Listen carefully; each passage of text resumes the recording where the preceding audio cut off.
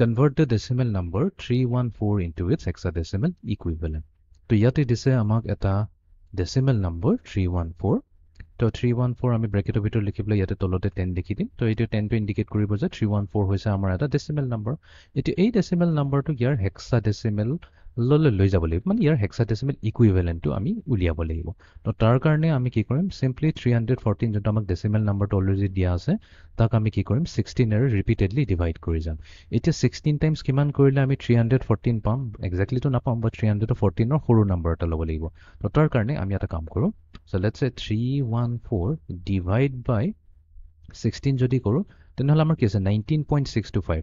এইখিনি পাৰ্ট চাব নালাগে, চিম্পলি 19 যদি লওঁ তেনেহ'লে আমি ইয়াতে ক'ব পাৰিম যে 16 into 19 যদি কৰোঁ তেনেহ'লে আমাৰ 304 আহিব। ইয়াতে লিখি লওঁ 16 into 19 কৰিলে আমাৰ 304 আহিব।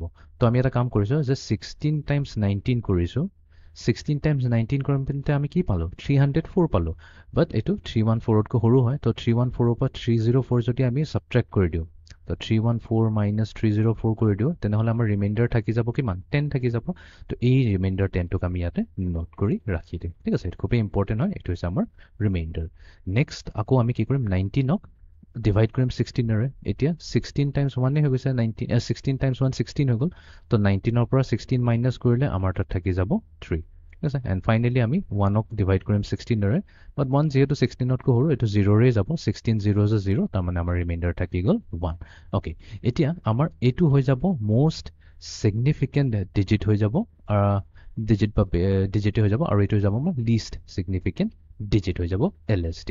তো আমি ৰিড সদায় কি কৰোঁ from bottom to top side কৰোঁ। তো প্ৰথমতে আমি 1 লিখিম, তাৰপিছত 3 লিখিম।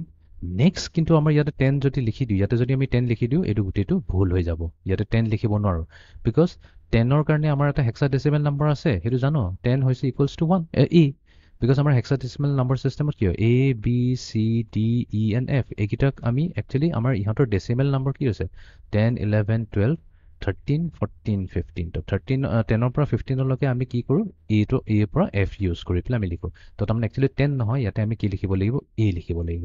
তো তাৰমানে 314ৰ যোনটো ডেচিমেল নাম্বাৰ হৈছে তাৰ হেক্সাডেচিমেল ইকুইভেলেণ্টটো হ'ব 13A।